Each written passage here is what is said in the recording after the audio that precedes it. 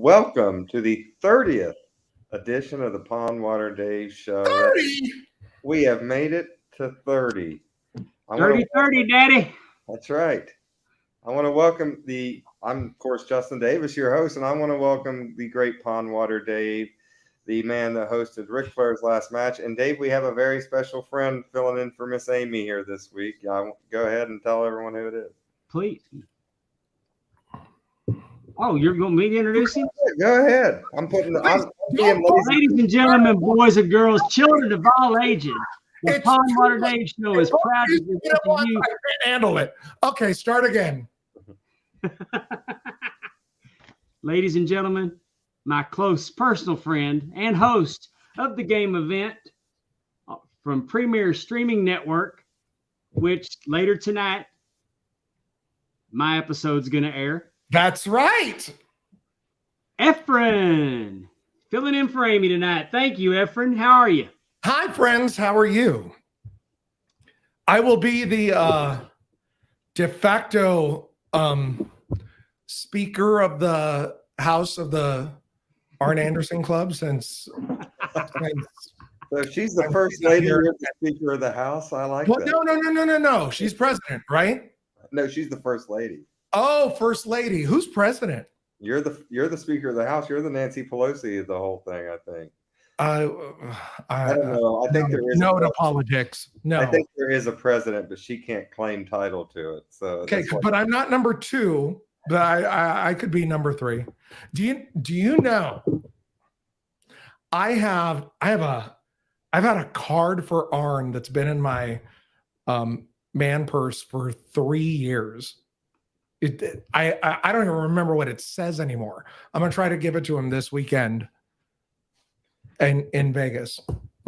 I think we should switch from the purse to a fanny pack. I want to see you in a fanny pack. Oh, I used to wear one, and then I know you probably did. I know a couple of times. I think it wasn't stretchy enough. I know it showed up on my targeted ads. A WWE Championship belt fanny pack made by Igloo that will hold 4 cans and keep them cold. There we go. So, guys, I wore this for you. My stewardess I Speak Jive shirt. I can dig it. He's trying to speak Southern like we do, Dave. That's what he's saying. I know. Me not having an accent is going to kill this show, huh? I received a gift from our good friend James and Victoria Luck this week. You guys that aren't watching, it's cool. That's very cool.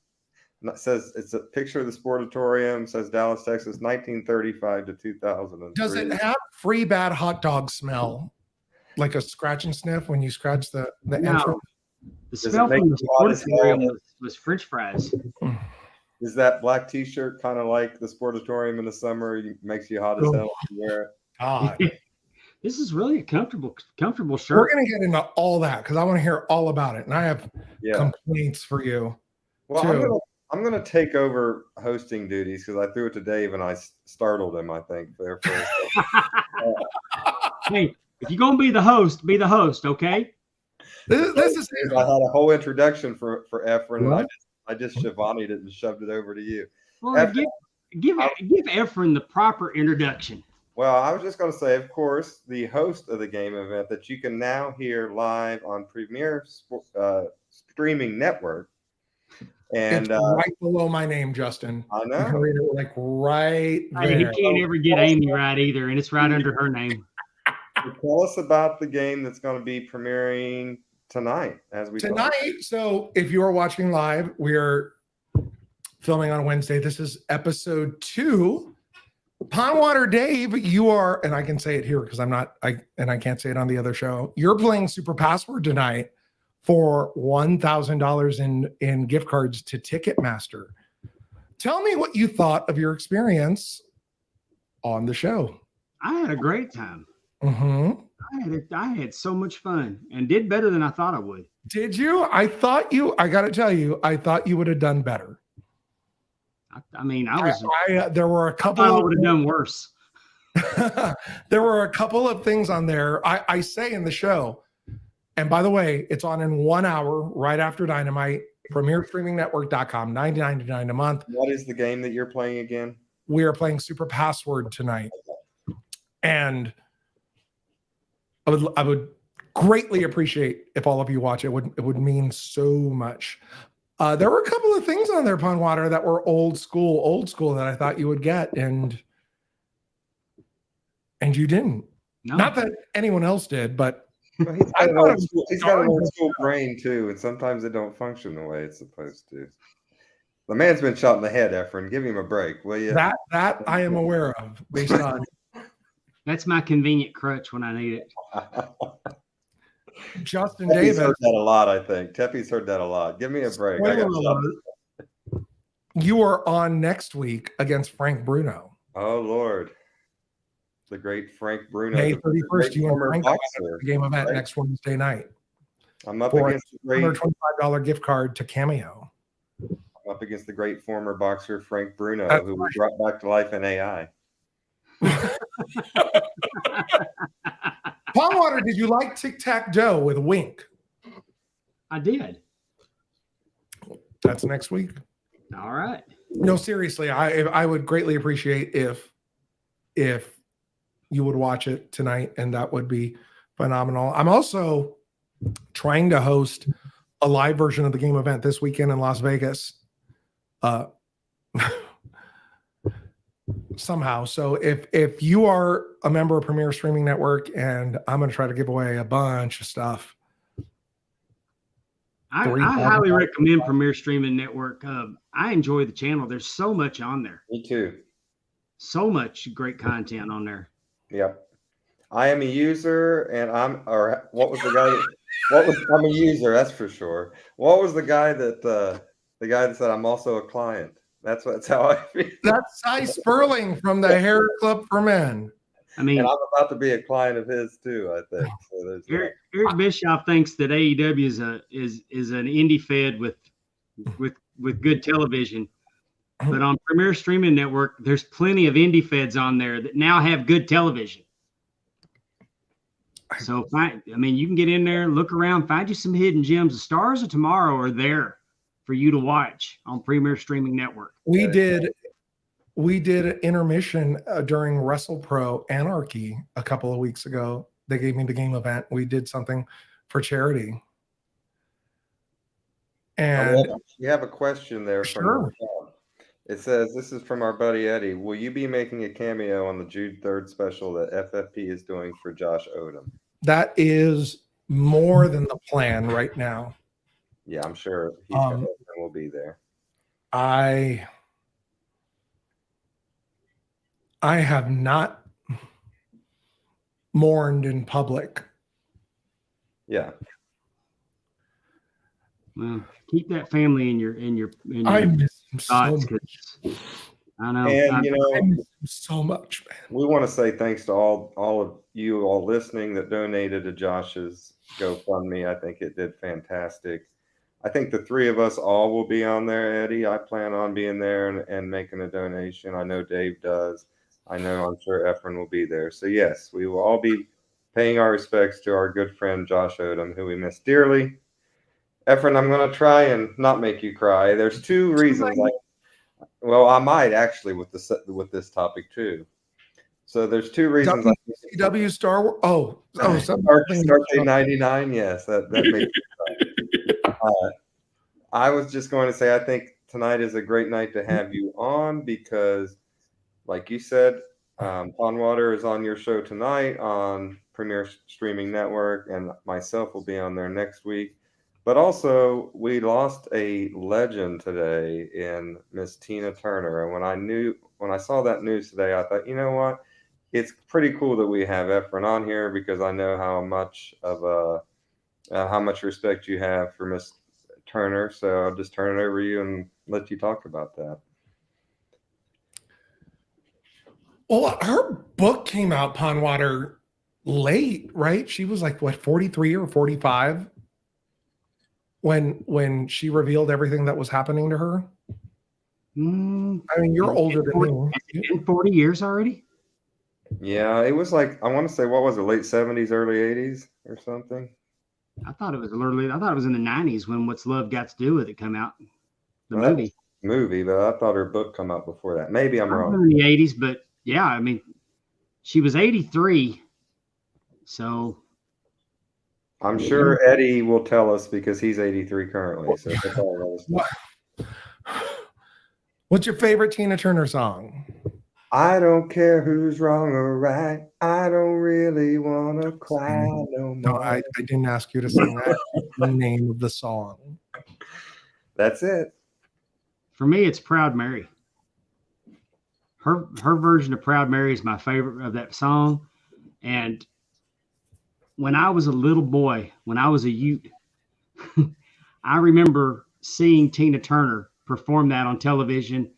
I don't know what variety show it was on. It could have been on Sonny and Cher. It was one of the nighttime variety shows. And she performed that, and she wore this mini skirt, a little mini skirt that had little tassels on it. And she would dance and shake. And I think that is when the first time in my life, at a very young age, that it moved a little, didn't it? Probably. No, seriously though, I think that's when I think that was the first time in my life I understood what sex appeal was. Well, you know what, Efren, I think was she the first person to insure a body part? I know she was famous that she insured her legs, maybe like through Lloyd's of London or something like that. She insured her legs.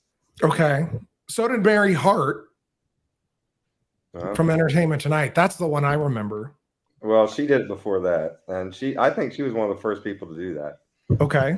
My grandma was a huge fan of hers because my grandma had a first husband that beat her.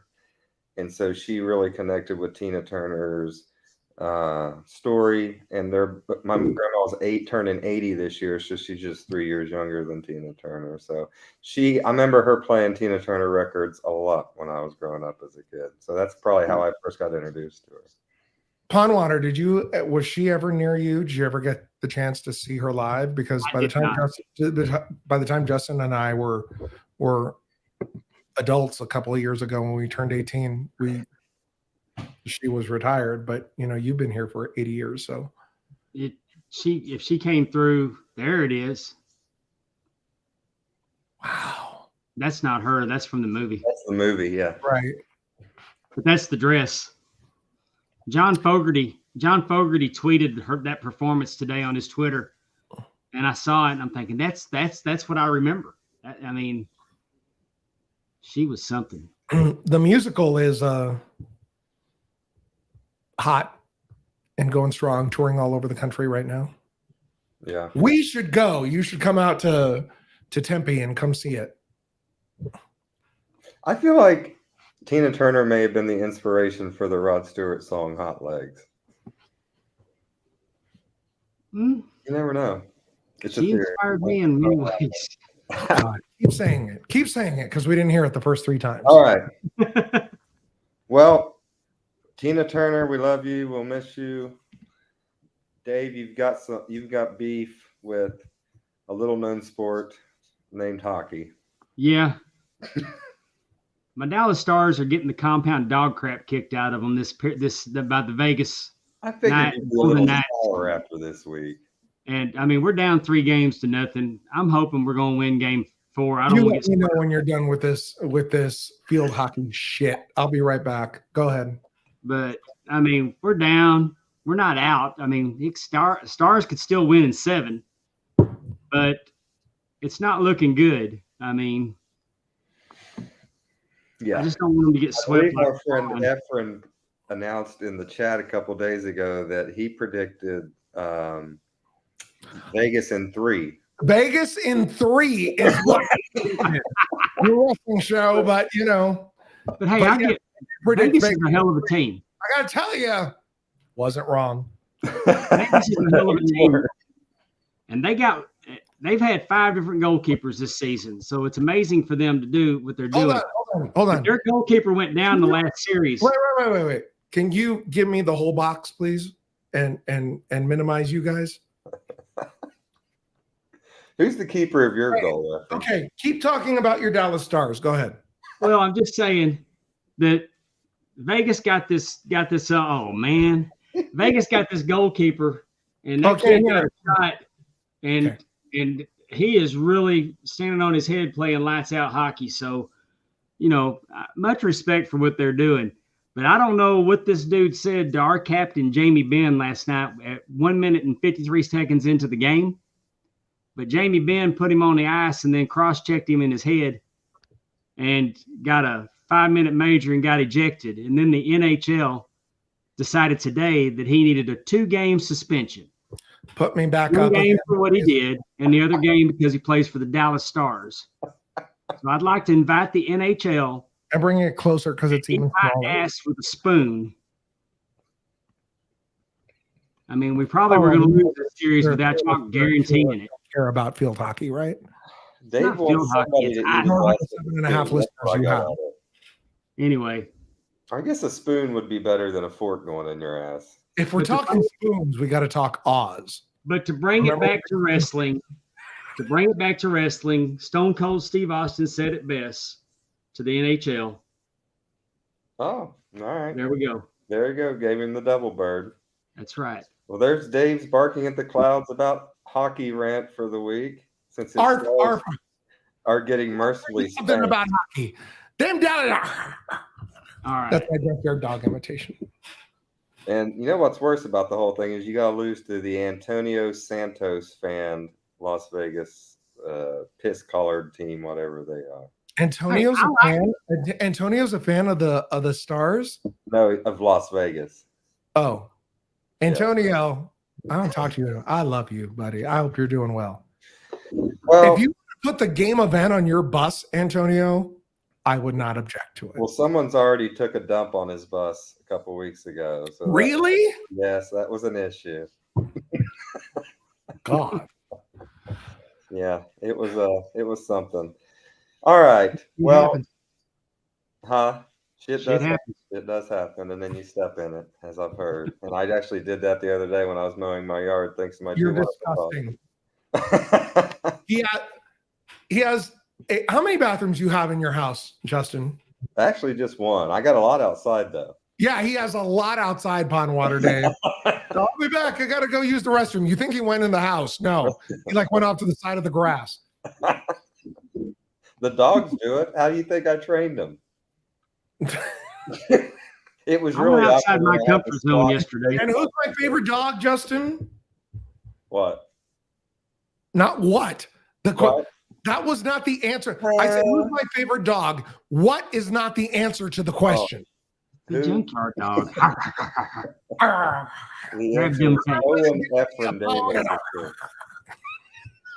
My wonderful French bulldog has the middle name Efren Pondwarer. Oh, and Efren. Okay. Well, I went outside my comfort zone yesterday because we're having a birthday party. Really? What was his name? Oh, go ahead. We're having a birthday party for my granddaughter this weekend, so I busted out the weed eater and started getting after it because we live so far off the road that I don't care. I mean, you talking about man groomer, or what are you talking about? No, I mean, I actually got a weed eater and went around the house, and I hate weed eating around the house because guess what? I knocked some grass down, and guess what was in the grass? Guess what I uncovered? A hoverboard where you fell over again? No, a snake. Ooh. Yeah, I'm out. Yeah. Now I took a picture of it. I took a picture of it. It was on full zoom, and I sent it to my stepson. I said, "Is this a good snake or a bad snake?" Anyway, I let it live because it's one of the ones that kills the bad snakes. That was nice of you. When Amy hears this, she's going to say she's not coming down in a couple of weeks now because she said there better not be any snakes in that backyard. Wasn't in the backyard; it was in the front yard. Is in the basement. Snakes on a plane. Have you gotten on a hoverboard lately, Pondwarer? No, I sold after I fell off the hoverboard. We sold it. I mean, I probably rode it for a week, and when I fell, it was game over. Okay. Well, what kind of wrestling are we going to talk about here, Pondwarer? We're talking about no wrestling yet because before we do, in honor of Amy, surprise! Oh, God, he's got trivia. I have stuff. I don't have Well, I have a little trivia. Mr. Host, what was the date of this show? First of all, what are we watching? International Star. We're not going to watch it. We're just going to talk about it. Oh, we're just going to talk about it. Yeah, it's, International Star Wars. Yeah. From Reunion Arena in 1983. On what date? June 17th. Correct. We go back to June 17th. Efren, his name is Brother Water. What? His name is Brother Water. I don't get it. Okay. It's a Bruce Pritchard Brother Water reference. That's what I like. Oh, all right. June 17th, 1983. When you know it, give me the answer. Your top 5 on the Billboard Hot 100, number 5, down 1 this week. Desperation, at least that's pretty light. Didn't work. Overkill. Very good, Overkill. Who was it? From Overkill. Men at Work, Overkill. What? It was Men at Work, Overkill. That is correct. That's right. There's a really good acapella. I mean, an acoustic version that he performs when he was on Scrubs. One of them were on Scrubs, and he kept doing Overkill through the whole episode, and it was really a good version. And tell me how he did it again. Men at Work is so Acoustic. I love Men at Work. And I like Men Hard at Work too, Efren. Go ahead. Again, June 17th, 1983. That right? Yeah. Yes. As Pondwarer walks into where are we at? Where are we at? The Cotton Bowl? Reunion Arena. Reunion Arena. Okay. Up 7 spots to number 4 this week. Electric Avenue. Electric Avenue, yeah. Electric Avenue. Eddie, down to Electric. Eddie Grant. Yes. I Oh, the Eddie part. I was going to say Petey Pie. Number 3. Go ahead, laugh at your own joke. That's fine. I did. How did JD get I one? backed myself up. Okay. 2-1 when I've only played two songs. I haven't got anything right. I don't think. I mean, I knew it was Electric Avenue. I didn't know who sang it. Okay. Down 1 this week to number 3. And it's not working. Oh, man. All right. Well, oh well. Number 3 is Let's Dance by David Bowie. Dance. I would have known that. Oh, please. Here we go. David Bowie mark. Go ahead. Up 1 to number 2 this week.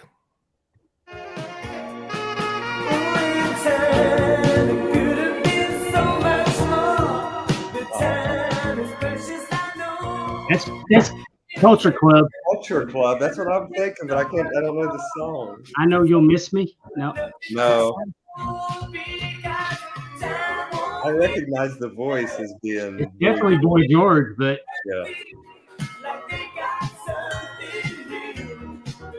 This must be some crappy song that came out right after one of his good songs. What'd you say, Justin? I said this was a crappy song that must have came like the B side of I Know What You Want or whatever that one song was. Yeah. And any guesses? 1983. Come on. What were you listening to?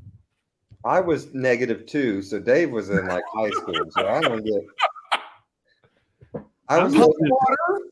I will give you a in hint. rock and country. I think I was listening to my dad beg my mom while I God. was in there. But see, I had in '83. I just got an MTV and VH1, so I was watching a lot of videos. That's what I mean. This is unfair. What is it? From a movie. For the 4th week at number 1. It's gonna be Footloose. Flashdance, What a Feeling. Irene Cara. I was a junior in high school in '83. Jennifer Beals, right? From Yes. the L Word. She's fabulous. So that's what you were listening to on this day. What were you watching at the box office on this day in 1983? This is making me miss Saved by the Pod right now. That's what I'm good at. No, that's what he does. Number 10, Tootsie. 9, The Man with Two Brains. That's Steve Martin and Lily Tomlin, right? Yes. 8, Blue Thunder. Don't That was know. Roy Schneider about the helicopter.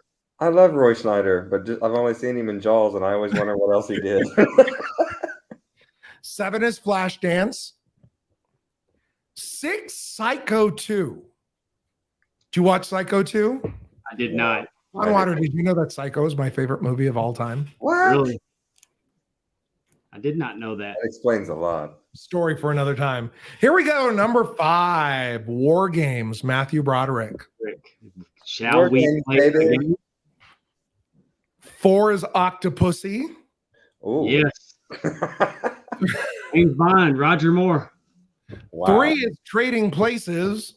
Does that mean there are 8 of those? What? Trading Places was a great movie. Eddie Murphy, Dan Aykroyd, Jamie Lee Curtis. Jamie Lee Curtis. I'm talking about Octopus, Dave. So funny. I said, does that mean there's 8 of those? Got it. Got it. 8's enough. Number 2, Star Wars, Return of the Jedi. Hmm. It starred Darth Vader. Based on everything, what's number 1? E.T. That's a good guess. Your number 1 movie debuting this week.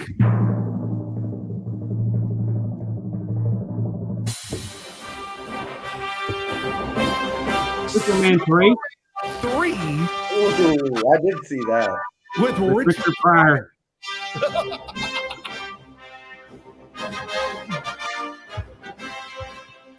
He was That's what scamming the company. He was scamming the company for the half-cent refunds they weren't giving. Well, thank What? you. Oh, that's right. That's right. Because I thought at the time that was genius.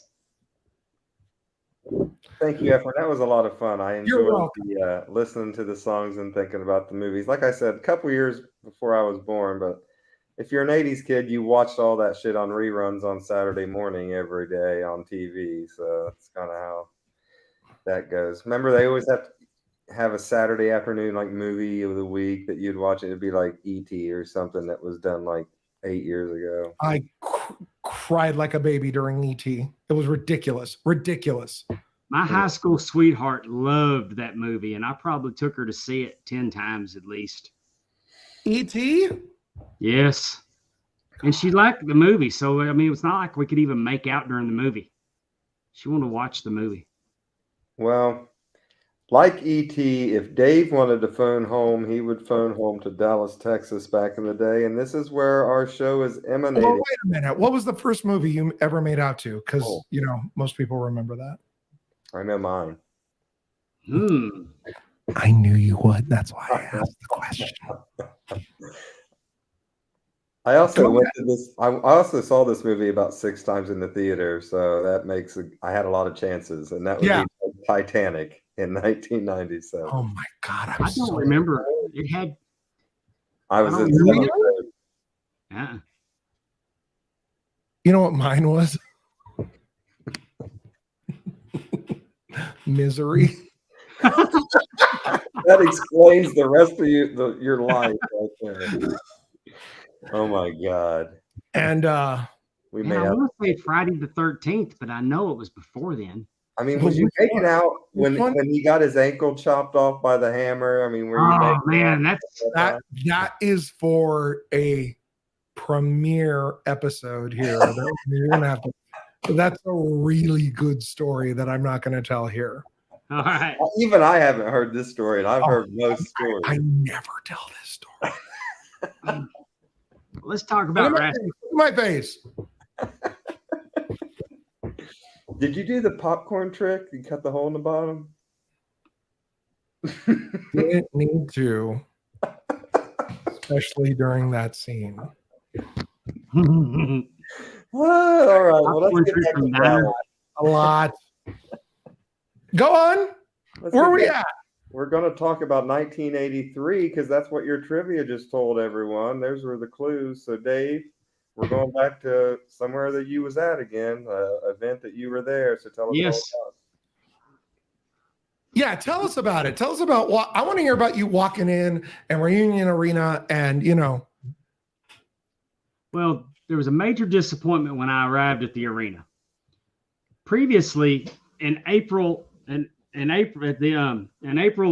'83, at the Fair Park Coliseum, Kevin Von Erich had challenged Ric Flair for the World Heavyweight Championship and gotten disqualified for throwing over the top. Flair was throwing him over the top rope. He was throwing Flair over the top rope. Anyway, that's how the match ended. Well, Flair had built up the reputation for getting disqualified to keep his title. So Kevin at this Star Wars event was going to get a rematch against Flair with the stipulations that over the top rope is legal. Because back then, over the top rope was a disqualification. And so over the top rope was legal. And if Flair got disqualified, he would lose the championship. But the problem was when we got to the arena, the marquee had changed, and it was Harley Race defending the World Heavyweight title against Kevin Von Erich. Well, why? What did you find out?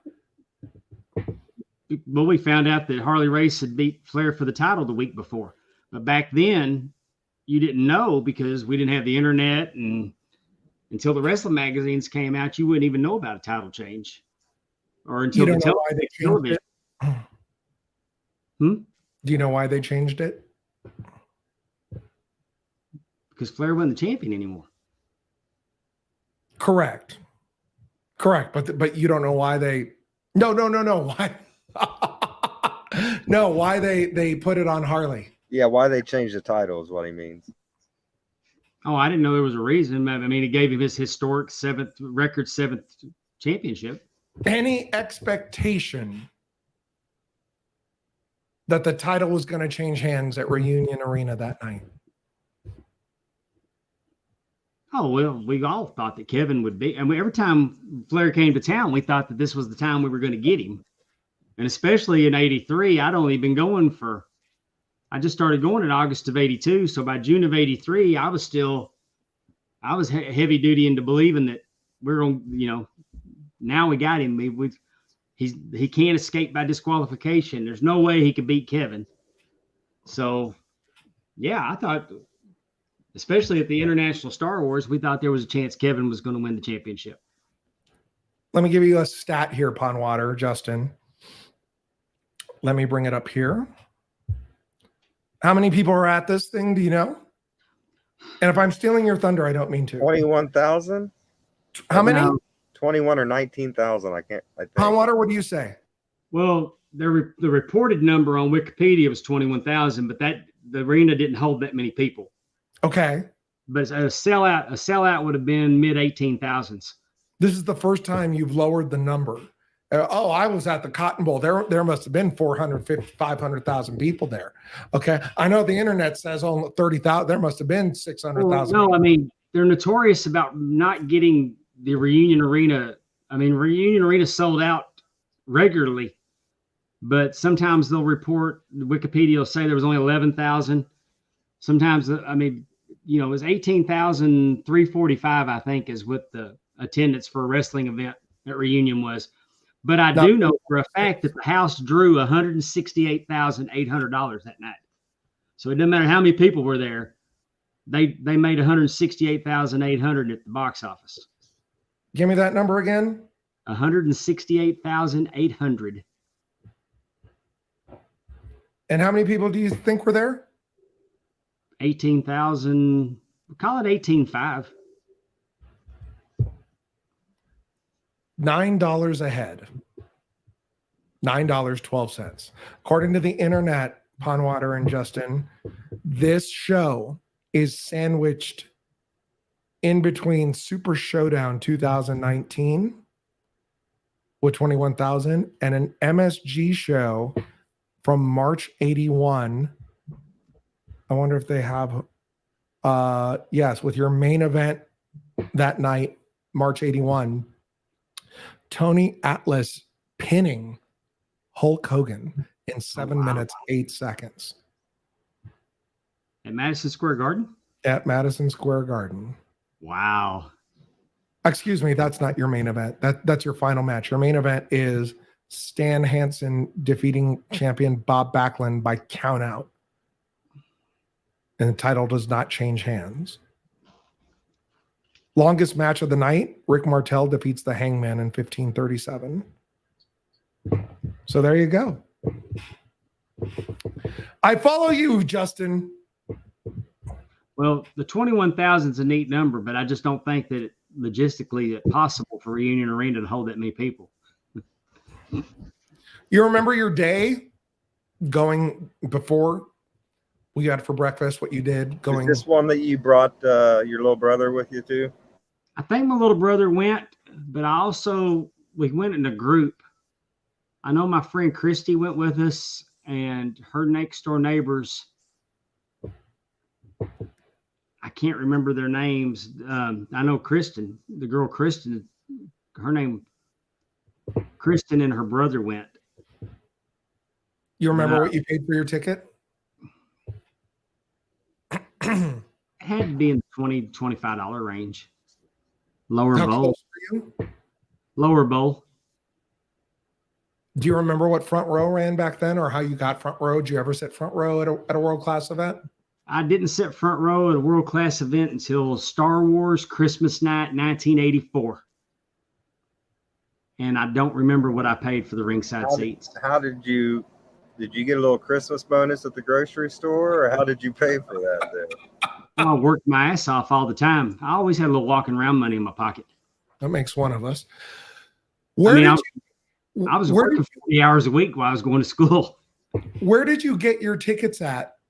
Did you go was it a donut store, like that type thing back in the day? It was at Sound Warehouse. Rainbow Ticketmaster had an outlet either at Sound Warehouse or Dillard's. Dillard's at the mall or Sound Warehouse. Rainbow Ticketmaster. Yes, it was Rainbow Ticketmaster. Justin, you and I should run a place like that. But you'd actually show up when the tickets would go on sale and buy them at the box office. So when you got your, do you remember waiting? How long? How am I trying to say? How far in advance did these tickets go on sale? Oh, a month. Okay. Maybe a month out. It doesn't. I can't honestly remember. Your front row tickets, did you wait in line 8 hours before, or did you just happen to get lucky? I was there when they opened. I mean, Or others? Were you like Hornets beer guy who waited in line 2 hours for the newest jersey, and turns out there was no one in line until they opened at 10 a.m. and one person stood behind him? Yeah, I just walked right up. I'm sure I don't ever remember waiting in a long ticket line. So the town's not dying yet. Nowhere near it. No, but I mean, that was the good. I mean, 83, you had to get your tickets early.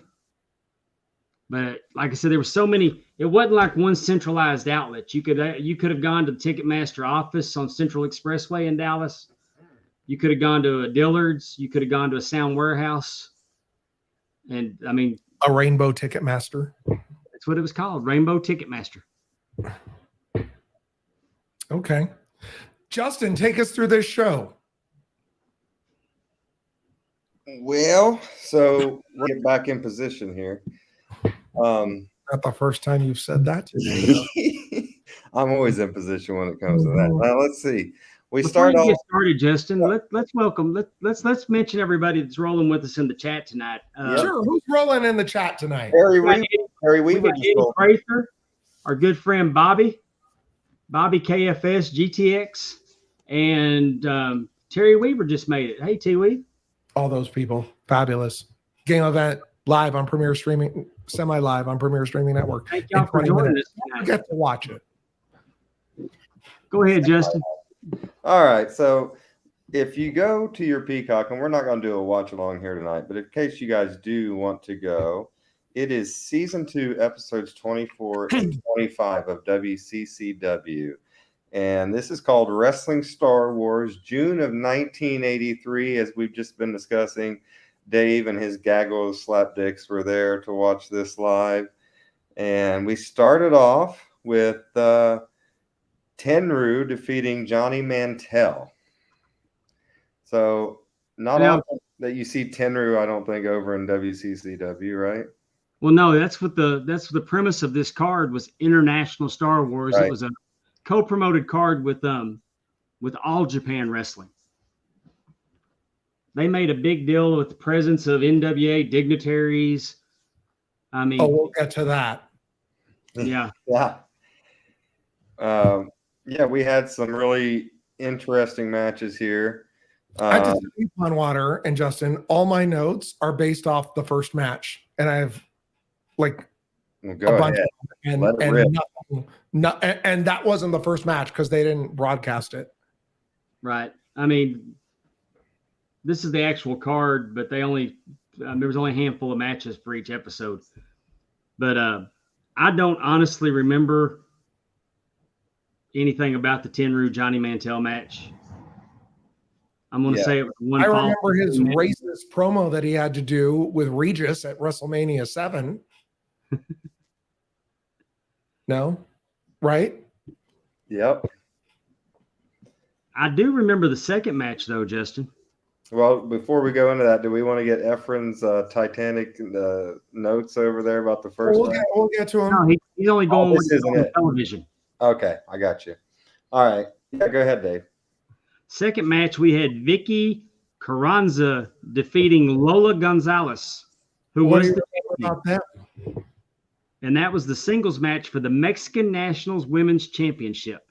A renowned belt. That's the international part of International Star Wars. And I mean, let me just tell you, it looked like, I don't know, it was not a good match. And Well, what do you remember? women's wrestling has come so far, Right. but I do remember that woman they look in like old women. WCW that you enjoyed, or women's wrestling wrestler.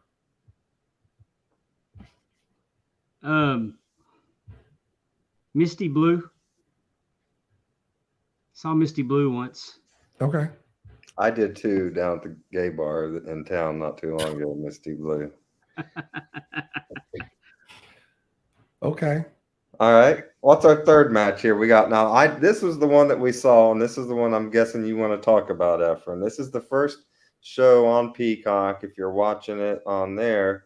And this is Jose Lothario, who we know from Shawn Michaels' fame in 1995 and 6 in WWE, along with gentleman Chris Adams and Chavo Classic. Chavo Guerrero, the original, defeated Wild Bill Irwin, the Fishman, and I think that's Ric Flair's nickname too, the Fishman, and then the Mongol. So Now, what we got about this thing? the Fishman. My wife was like, the Fishman? Why are they calling him the Fishman? I've never heard of him until I watched this. It wasn't his first appearance in World Class.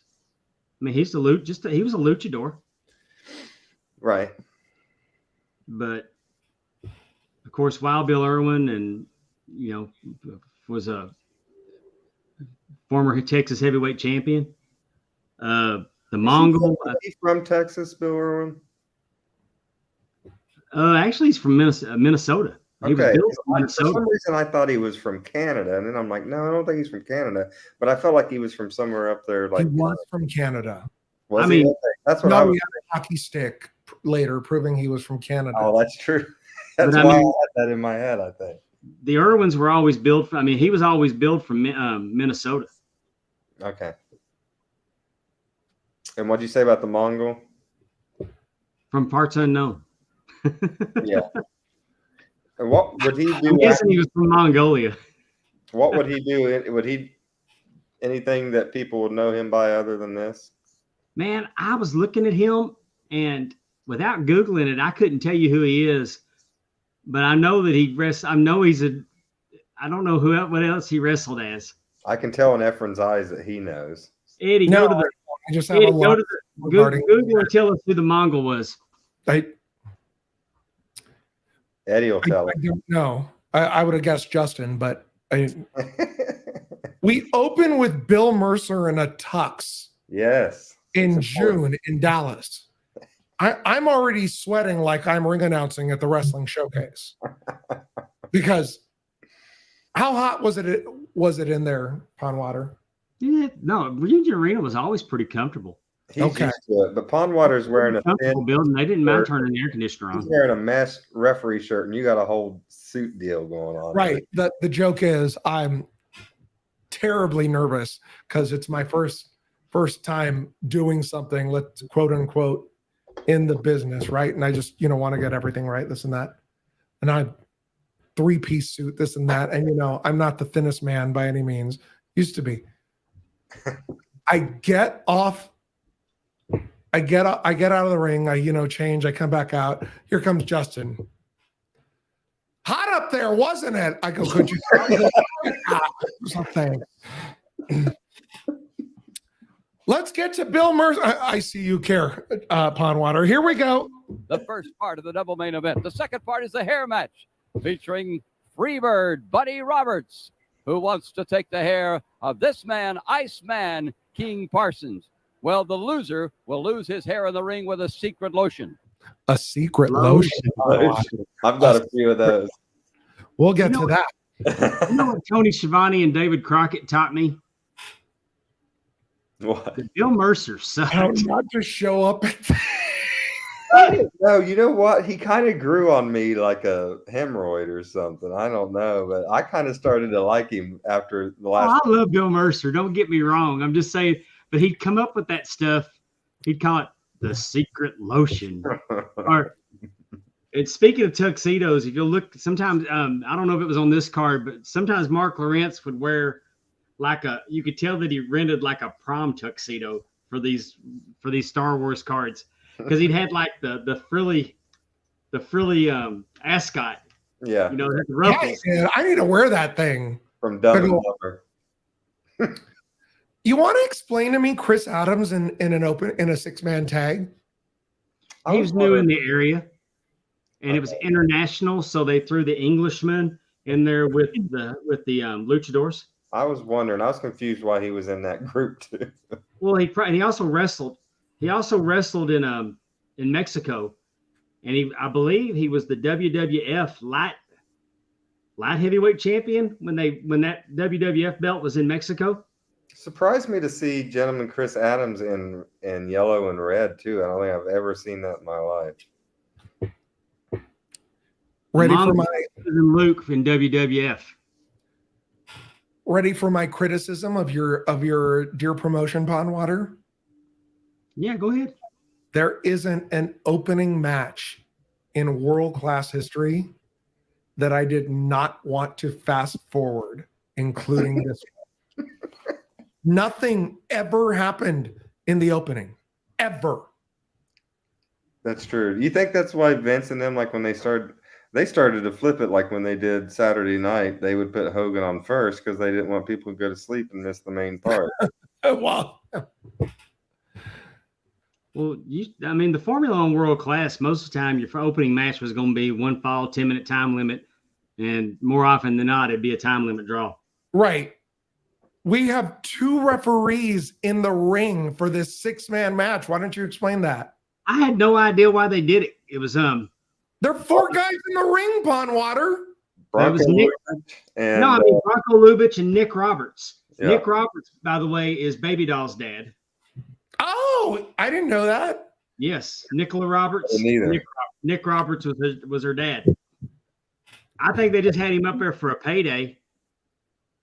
But I remember later using 2 referees was like for tornado tag team matches, or we're going to put a referee on the outside to help keep an eye on things on important matches as the Von Erich Freebird feud progressed. But just having 2 referees in the ring kind of it hit me as odd. I mean, it wasn't something that I remembered. I really noticed at the time. I noticed it when I was watching it today. I was like, Yeah, I mean, I noticed it too. And Nick Roberts really didn't do anything but just walk around and look. 50% of the people in the ring are referees. Yeah. But there was two referees for the 6-man title match at Christmas when the Freebirds became the first 6-man champions. They had 2 referees in the ring, and I think Nick Roberts was one of the referees. I remember they made a big deal about 2 referees later, so that did stand out to me. Let's get to our second laugh of the night. Well, they've turned away from 8,000 to 10,000 trying to enter to the International Star Wars reunion arena tonight. Please. Please. I like how they didn't just say 10,000. They're like, we're not sure. It's like 8 to 10. Yeah. How crowded was it there? Coming in, Pondwarer. Sorry. No more tickets. You have to leave. Now, it was sold out, and there were people turned away, but that wasn't uncommon because there was a lot of walk-up business. I mean, the first night I went, I got my ticket at the door, but I was on the very top. I mean, I was at the very top of the arena. So, I mean, there would have been a good chance that I might not have got a ticket if I'd have got there any later. There you have it. There's your answer. Shut your. All right.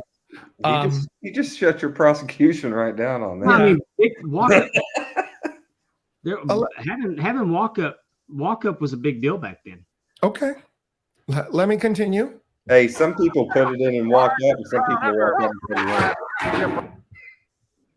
Okay, something just fell here. Let me play that again. Wrestling a world record. Carrera. I'm going to play that again. The largest crowd ever for world-class championship. Yeah, I caught that. World record. I caught that too. Well, that may have been a record for world class. Right. Right. I mean, I'm hearing. He didn't specify. Gorilla got his inspiration now. Yeah. Do you think he's just talking like WWE does? Like there's no other world than WCCW? So it is the largest crowd ever. If that's the way they mean it. He didn't specify the largest crowd ever in North America or anything like that. He just said largest crowd ever. He left it vague. Well, he did say the largest crowd for world championship wrestling, world class championship wrestling. Oh, okay. But at first he said it was a world record. And then he clarified. For so many people watching the Pondwarer Dave show on this night. That's what it reminds me of. Did they ever put Bill Mercer with anyone to bounce off? No. No, it was either him or it was Mark Lawrence, but it was never both of them together. What about when Cornette came in? Did they ever put Cornette on there? No. No. No. Now I will say that Bill Mercer did. We did get Jay Saldi, who played for the Dallas Cowboys. He did color for a while, so yeah, they did put him in there. And then later, Harvey Martin. That was terrible, putting a football player in there with Bill Harvey Martin from WrestleMania 2? Yeah. Harvey Martin from the Doomsday Defense. Yeah, we call it WrestleMania 2. That's how we remember him. Yeah, Jay Saldi was the tight end for Dallas. Thank you, Ed. So, and I mean, he was actually a wrestling fan, and he wasn't bad on the episodes I saw him on. They had Harvey Martin doing interviews, and I mean, Harvey Martin was taking it serious. All right. Did Bronco Lubitsch ever take a bump? Hell no. He wouldn't even get down and count right. He just go down on one knee. Yeah. Bronco took a bump. He took a bump in April when Kevin and Flair. He took a cut, and because he was on the floor, and he happened to look up and saw Flair come over the top rope. Okay. He threw Kevin over the top rope, and then Kevin got back in and threw him over the top rope. Okay. Let me tell you one of my big pet peeves here with shows from this era and 10 years after. Chavo Guerrero. Chavo Guerrero. Chavo Guerrero. How hard is it to mention the guy's name? I mean, he just said it different. He said it like Dave Silva says jalapeno. Yeah. It's insulting. It's insulting. They did this with Mysterio in WCCW when they had that international tag team thing at Starrcade. I hate it. I found it a little bit offensive. Okay. And that's what I got from this match. Oh, and someone's going to get creamed in the next one. Oh, well, all right. Next one. Well, that's what Mercer said. Oh, okay. Go ahead. Eddie. F off, Eddie. Buddy Roberts defeated Iceman Parsons. And this was a hair for hair match, which Efren once lost as well. Efren, go ahead. Here's what I have to say about hair. Did you lose your hair to secret lotion? I put a secret lotion on tonight. Actually. Wow. I just got lasered yesterday and she did my chest. My nipples have been so hard, Sharon Stone could use them to kill someone in a movie. They're so, it's crazy. Wow. Crazy. I feel like I'm auditioning for Goddess in Showgirls. Put these on. Right. I run a topless show, for God's sake. Show me your. That's me right now. By the way, the game event is now live on Premier Streaming Network. Please. Okay. Go ahead while I tweet that. But it's Bronco Davis. Oh, we're having some fun at Justin's expense tonight. You're welcome. But anyway, yeah, Buddy Roberts won the match. And Iceman and Iceman he had 2 hands of tights and it showed Iceman's ass on television. It had been blurred out for the network. And Ric Flair watched that and said, "Hold my beer." I'm For on it. 15 years. So while David Manning was questioning whether or not he pulled the tights, Buddy went and got the cream and Iceman got it from him and put it on Buddy. That's a huge stipulation. How is that like? Buddy went and got the cream. That's what me and Efren do when we get a Top Guy weekend. I look at Efren, I say, "Efren, get the cream." And then He is so drunk, Pondwarer. He goes, "No, I can take the elevator. Okay, I'll go." And he goes, "I'm on the 3rd floor." He goes to the 2nd floor. He goes, "I'll be fine." I go, "Justin, you're on the 4th floor." Hey, at least I didn't have to be carried. Maybe I was almost carryable, but not quite. Yeah. So this is stipulation number 1 that doesn't work with me because it's not enforced. Right. And I'm thinking that this might have been laying the groundwork for the Buddy Roberts David Manning feud. Because I think that this might have started getting them onto David Manning a little bit, because I mean, Buddy technically won the match and lost his hair. Yeah. So anyway, this little gem right here. There it is. This was on the line for the next match. Yep, the next match. Okay, let's talk about that. Yep. In Dallas, on Dallas shows, this was the Texas Heavyweight Championship. I don't know why this was the belt they used in Dallas, and in Fort Worth, they actually used the gold one that said Texas Heavyweight Champion on it. And it had been held up, correct? Yes. And it will be held up again. Right. It's just constantly held up. Stand by. I've just been informed of the following information. The many officials of the National Wrestling Alliance here tonight saw what happened in the ring for the Texas Heavyweight Championship. You saw a portion. You're not having your shit, Jimmy Garvin. Of David Von Erich. And I think Rocco Lubitsch was. The referee did not see. He was screened out, but the officials did see what happened, and as a result, a meeting has taken place in the back. These officials have decided that the belt, once again, an unprecedented situation, the belt will be held up once again and decided. So they saw that Sunshine did interfere in the match. That's Efren, can I just say, this belt was held up more times than Pondwarer Dave in a Dallas grocery store. This is crazy. Held up a lot. Well, and it also set up a rematch for the July 4th Firecracker Spectacular at the Tarrant County Convention Center in Fort Worth. Yeah. Was it held up there too? 4 times isn't enough. No, I think that's where David actually won it and won Jimmy Garvin and Sunshine as valet for a day. How do you hold up a title that's being held up right? Oh, and they say that the title will be defended at the earliest possible date. Yeah. Which was the 4th of July. Restart the match. How hard is that? Bring them out, start it again. Yeah, well, Drop This down, do it again. little Vern Gagne to me. well, the big events in Fort Worth were held at the Tarrant County Convention Center. So Oh. the 4th of July Firecracker Spectacular is, Thing wasn't I mean, when you look back on it, it's so obvious they wanted to draw a house with the Texas title so that night. wrong.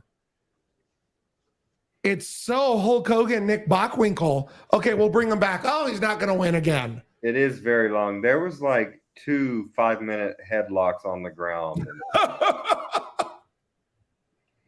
And I just want to point out that those yellow trunks that David Von Erich was wearing in this match, Go ahead, let's see him.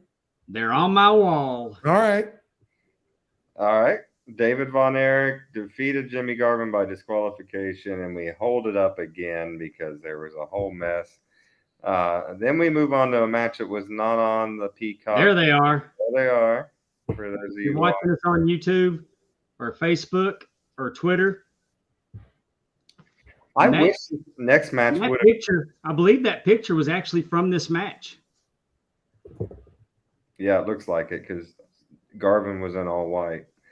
I wish this next match would have been on the Peacock because I would have liked to have seen Jumbo Serrato beat Ted DiBiase.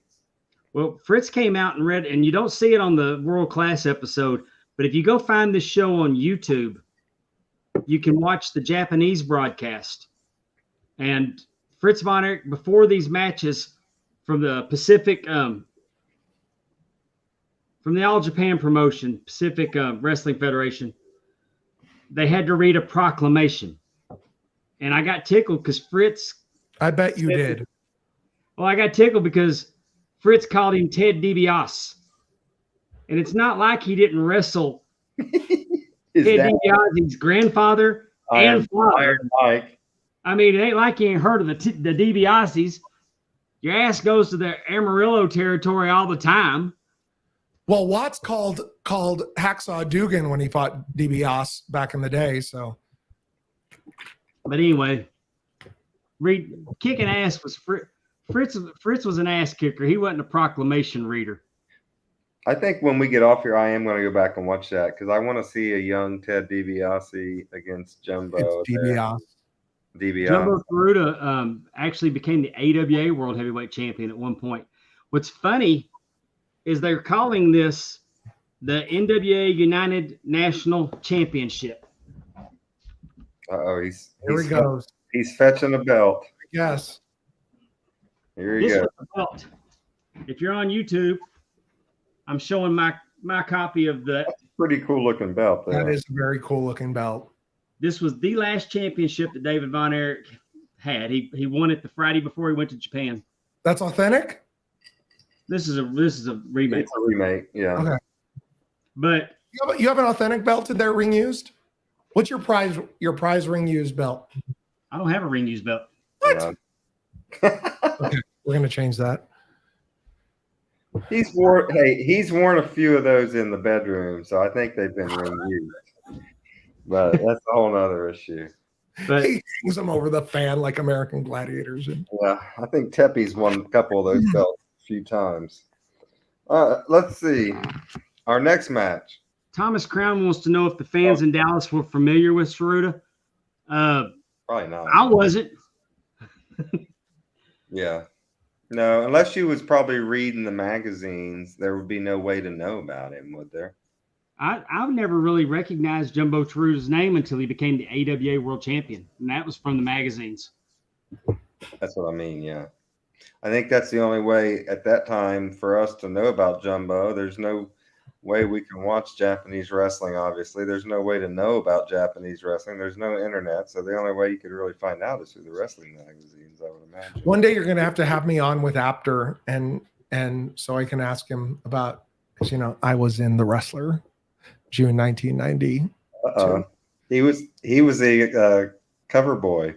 I was correspondent. There was a whole pull-out section of a young. I'll send you a link for the next episode. What? I'll send you a link for the next episode. I'm busy, but I might be available. So the next match, and this is not on Peacock either, which I don't want to watch, which is Giant Baba beating You're Stealing Monday Bundy, King Kong Bundy. Hey, Giant Baba was huge. I mean, he was tall. He was giant even. Yeah, he was kind of giant. Especially for Japanese people, he was very giant. Oh, but back to the this particular night, we called the title the United National Championship, but when David Von Erich won it, it was referred to as the All Asian title. Yeah, I've always heard that All Asian title. I'm always confused. Always called the All Asian, but this particular night they called it what it was supposed to be called. And then I remember absolutely nothing about the whether or not Baba had the belt with him or not. Yeah. But I do remember against King Kong Bundy, there wasn't very many people that were bigger than Bundy. So I loved Bundy. I mean, he wasn't as fat as Bundy, but he was tall. And I actually saw as fat as Bundy. I actually got to see Giant Baba twice because I later saw him at the Crockett Cup in New Orleans, the first one, and he tag teamed with Tiger Mask. What's that? Did you ever meet Bundy? I did not. Did you meet him at WrestleMania 2, Efren? What? Did you meet him at WrestleMania 2 when you saw he's in WrestleMania history? No. How accessible were the WCCW wrestlers? Now I know you had that big steel piece of floss covering row 1 to protect him from going into the ring. Question: did you guys hang out outside the area? Did people have a hot dog? I never did, but they did have crowds outside the door where they came in and out of the sportatorium. Sportatorium just had a door like off to the side at the front. Had to come in right at the front, like right there. Okay, what? All right. How the hell do they not have a back door for talent? Okay, right there. The door you came in is the door you got out of. Is the door they came in? That's the door. Now that goes into the office and the locker room. This is the I'm backwards because of the camera. The people's door was over. Human resources over here that you right there is where you. That was the front door you'd go in. They had 2 entrances. Dave went in the exit on the side door because when the heat got out of control, they'd take them out that side door because it was only like 5 rows. There's only 5 rows in section D. I like to sit in section D at the sportatorium because I could get the 5th row and I could stand up on the seats. When everybody stood up, I could see over them because I had a wall behind me. I could stand up in the seat. I'm sure that's an insurance. When people started throwing beer, when the beer started flying, I wouldn't get hit with one. Dave, you can also always find Efren in section D. Our next match is. I teamed him up for that one. Yeah. Well, you didn't pop at my question. There's only Justin only has 1 entrance compared to the sportatorium. All right. Our next match, which is maybe my favorite of the night because I'm a big Kamala mark. I always get cracks out of Kamala. One of my favorite spots is him on William Regal's desk before the gimmick battle royal. I love that. I just love Kamala. He defeats 3 people. Arman Hussein, Tolayatsu, and the legendary Mike Bond. So what you got on this one, Dave? On a 3-on-1 match. Time for Arman Hussein to leave the area, which I hated because he actually shopped in our grocery store. He came down and he used to come buy turkey wings from me. He kind of looked like he was a somebody, like he was the one that you knew out of the 3. Would that be right? Yeah, he was a manager with him and Gary Hart were H&H Incorporated, Hart and Hussein. And Were you no, I'm dead serious. Were you known for your turkey wings?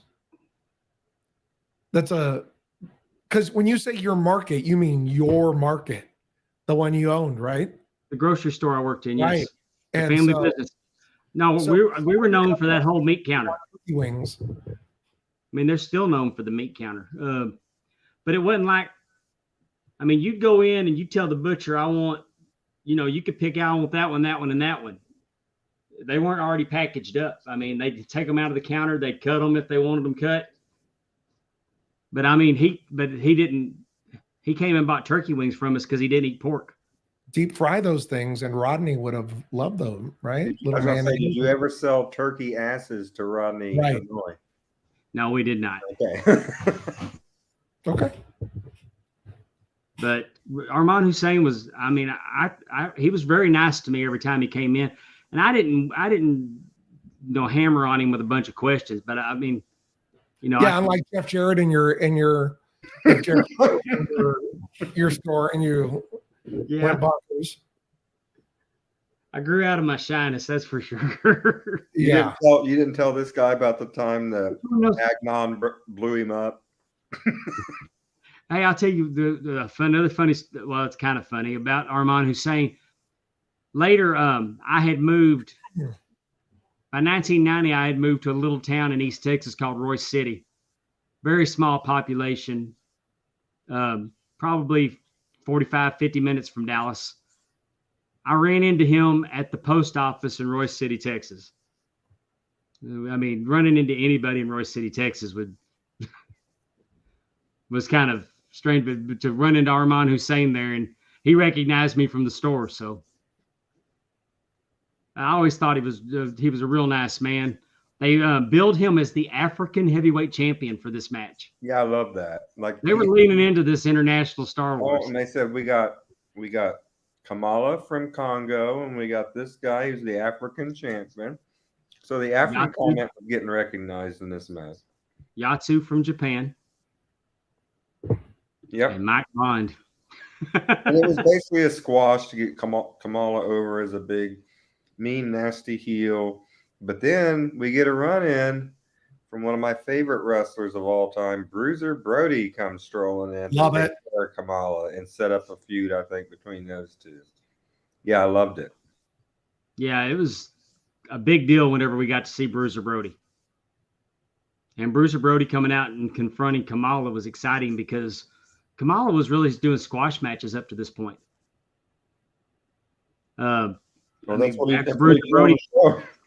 it was. And so Bruiser Brody coming out and actually standing up to him, he was the first person that really gave Kamala a run for his money. And if he maybe they set that up for the firecracker 4th of July. I didn't go in 83. I don't think I went in 83. I'd have to look at the card. Maybe I did go in 83. But I don't remember Brody and Kamala. Going back and forth here. It starts running together on me. We would see, of course, Bruiser come back out here and fight in the main event of this match as well, which is really cool. I love that Dave, that doing this with you and getting back to go back and watch this stuff that I've never seen. You're welcome. I've read books, by Bruiser's wife. I've read a lot about Bruiser Brody. Big fan of his, and now I don't see a lot of footage of Face Bruiser, so that was kind of cool to get to see Face Bruiser in this show. I liked how they built it up, that the Freebirds didn't believe that Brody was coming. They never, that was the whole thing. And then they even showed surprise that man, this ain't right. Yeah, and you could He didn't think he was coming. You could see that Michael was scared because he's like, he's an animal, in the interview before the match.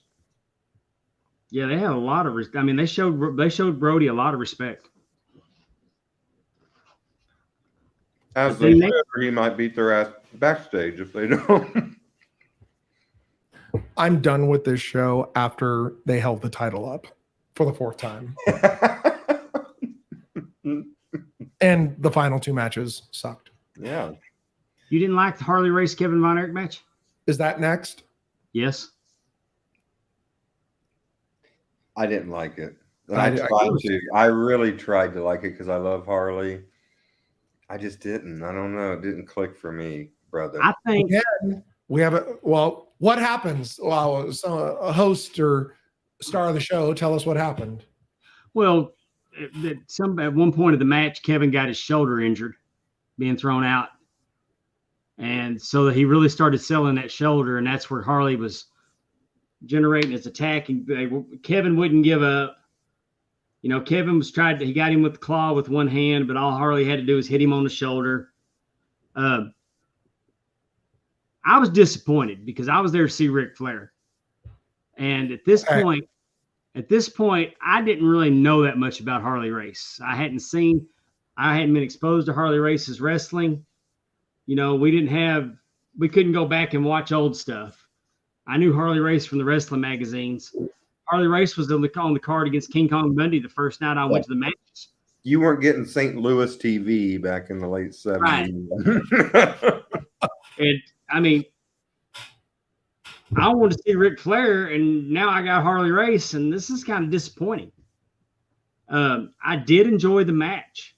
I really did. And I remember being genuinely concerned for Kevin's shoulder.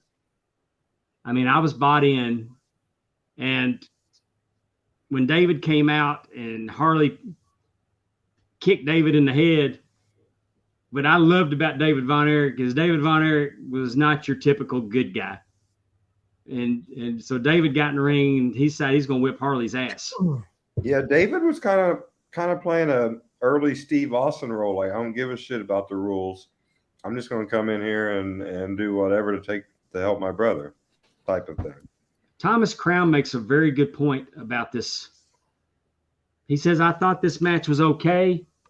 It was a bit of clash of styles because Kevin wrestled 1,000,000 miles an hour and Harley wrestles a slower, more deliberate pace. But it was a fine match, in my opinion.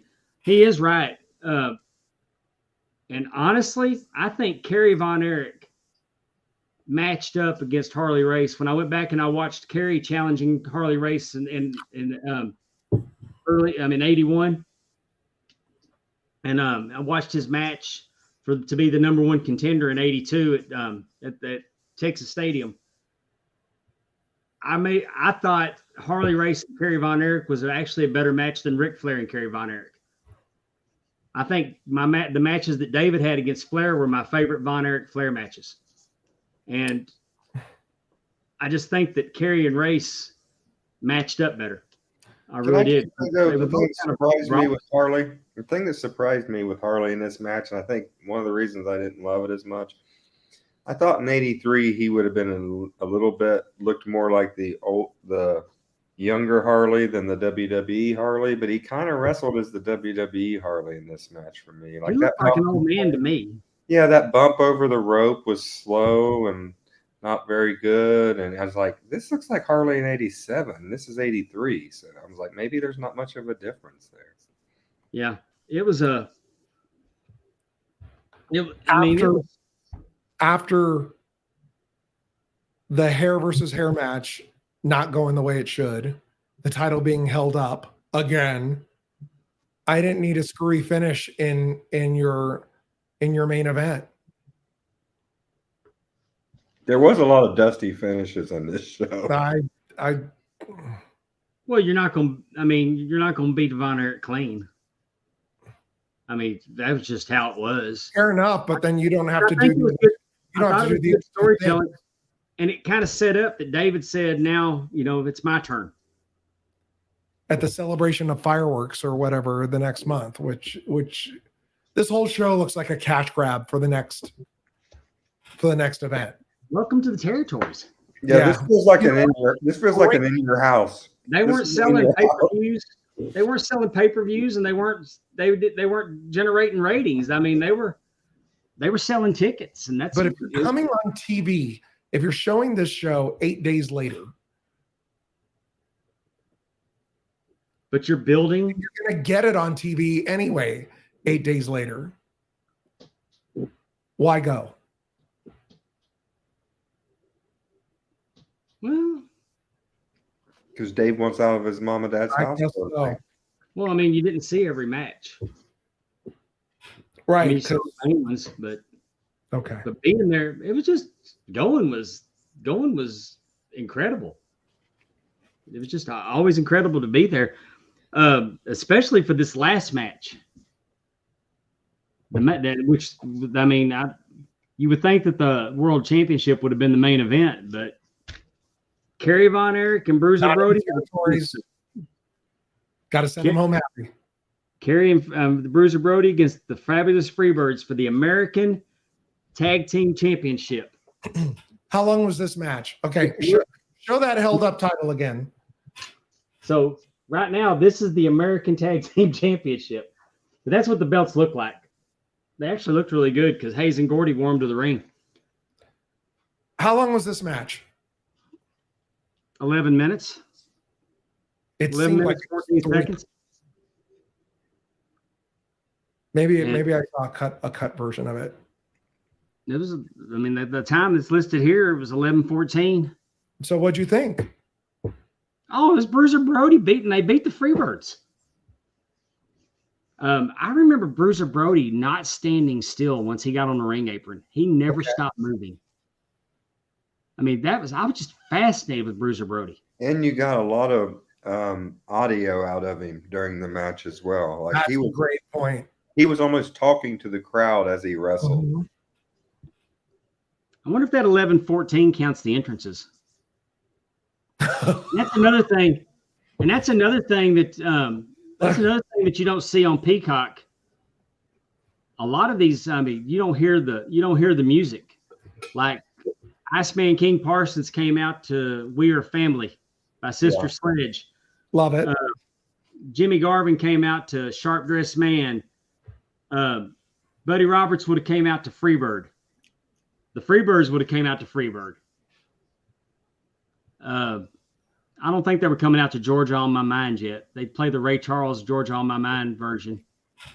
We were talking about the audio of Bruiser. I also, during the Harley race, you could hear Harley doing a lot of that.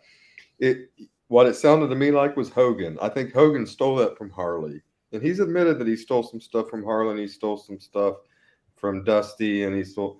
But when you hear Hogan go, ah ha, I can hear Harley doing that in the ring. Yeah, and I think that's where Hogan got that from.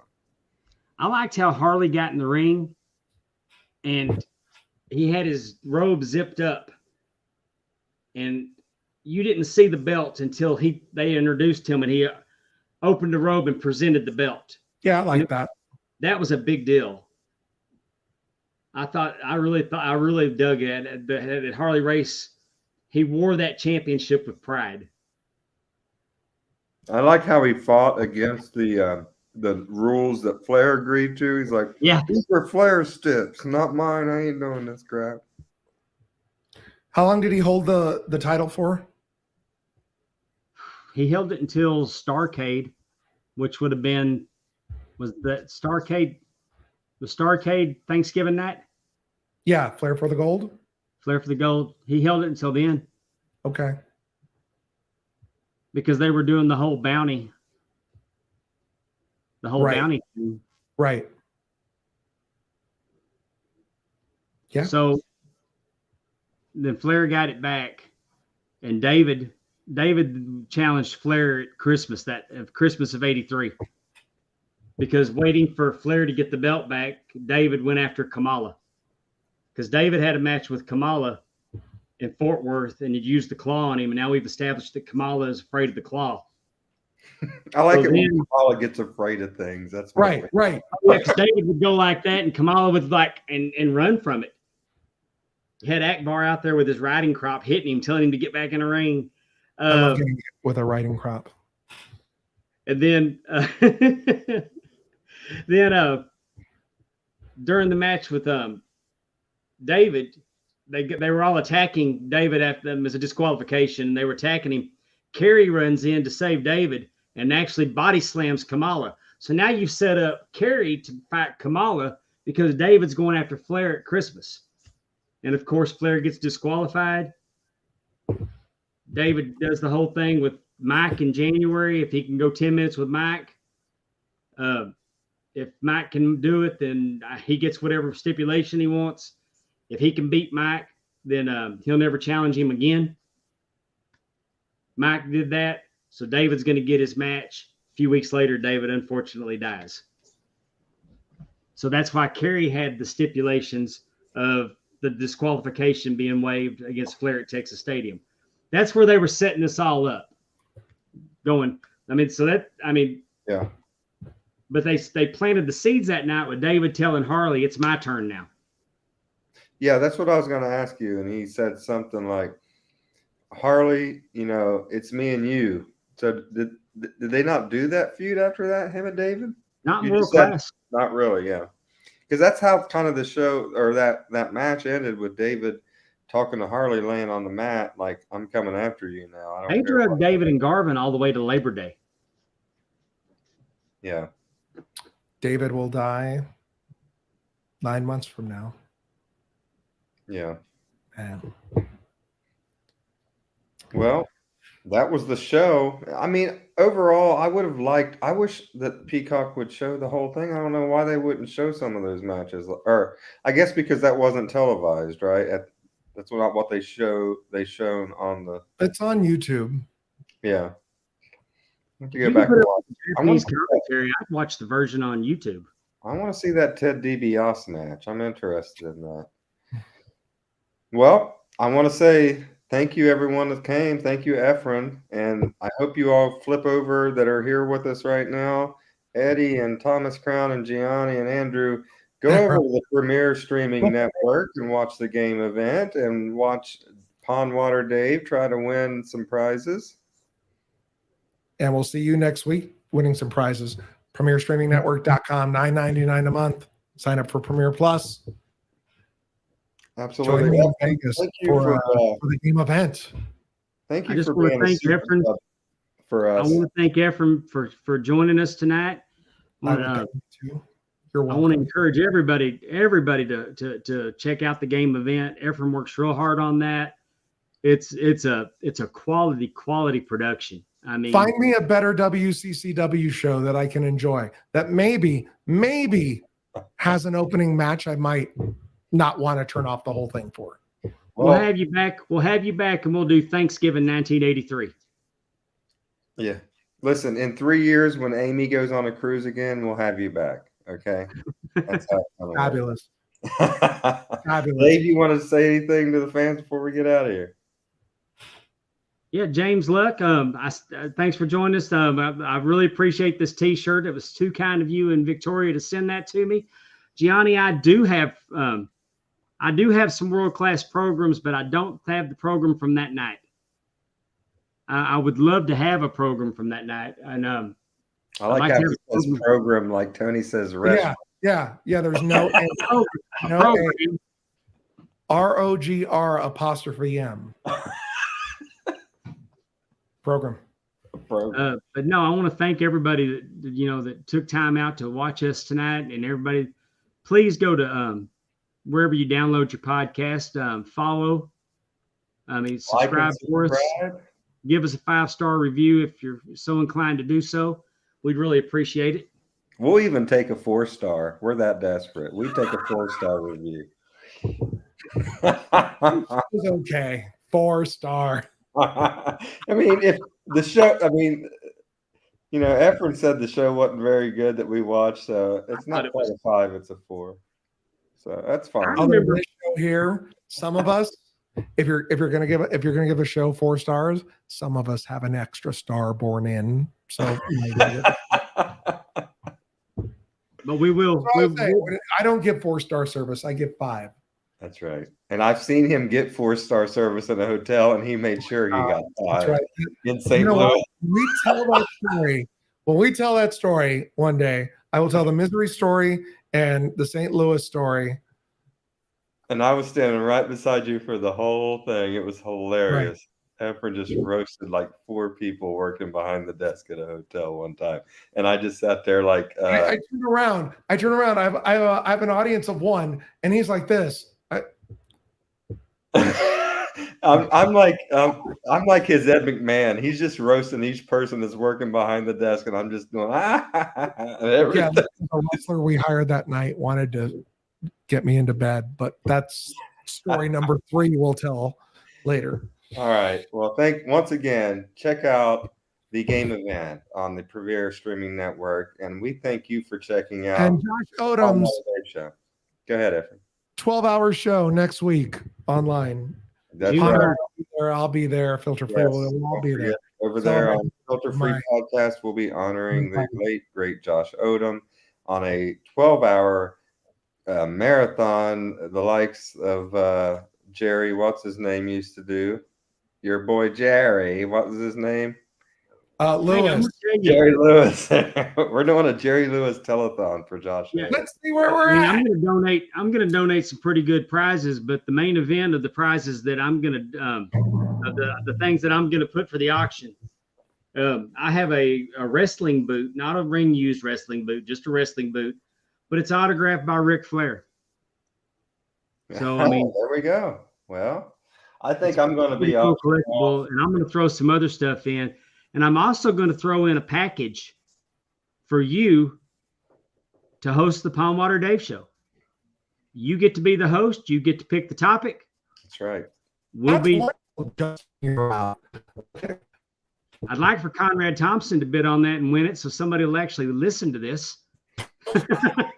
Well, I've already called Eddie Prather's work and told him to put a little cut in his paycheck for the next couple of weeks so he can't buy the auction. But that's it's here nor there. We've already had him on once a couple of weeks ago. We can't have him on twice in a month. Eddie, keep your money in your pocket. Yeah, but whoever wins it, I mean, that it's going to be like episode whatever the number, the whoever wins it show.